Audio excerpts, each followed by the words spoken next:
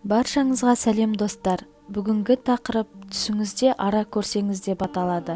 Каналға тіркеліп, видеоға лайк басуды ұмытпаңыз.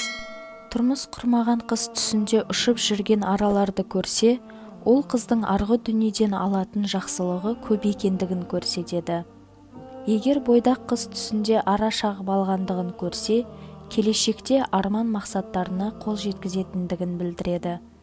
Сондай-ақ тұрмыс құрмаған әйел түсінде ара көрсе, бұл түс Алла тағаланың оның өмірінде мол ризық пен жақсылық сыйлайтынын білдіреді. Ал тұрмыстағы әйел ара көрсе, бұл оның өмірінде көп жақсылыққа ие болатынын және бақытты өмір сүретінін көрсетеді. Ал егер тұрмыстағы әйел түсінде араның баласын шағып алғанын көрсе, бұл түс жақсылыққа жорылады. Жақын арада ол немесе баласы көп нәрсеге қол жеткізетінін көрсетеді. Тұрмыстағы әйел түсінде көп аралардың айналып ұшып жүргенін көрсе, түсіндегі аралар ризық пен бақытты өмірді білдіреді. Олардың саны неғұрлым көп болса, ризығың да соғұрлым көп және жақсы болады.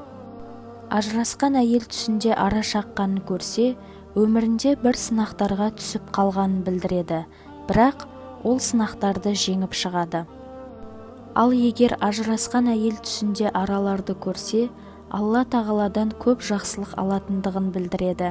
Сондай-ақ жүкті әйел түсінде араларды көрсе, ол өмірінде бақытты болатынын және Алла қаласа келесі баласымен бақытты болатынын көрсетеді.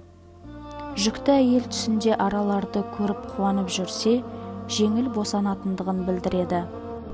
Осымен түс жоруға арналған шығарылымымыз аяқталды. Егер де біздің видеомыз ұнаған болса, лайк басып, комментария қалдырыңыздар және де подписаться бөлімін басып, қоңырауды басуды ұмытпаңыздар.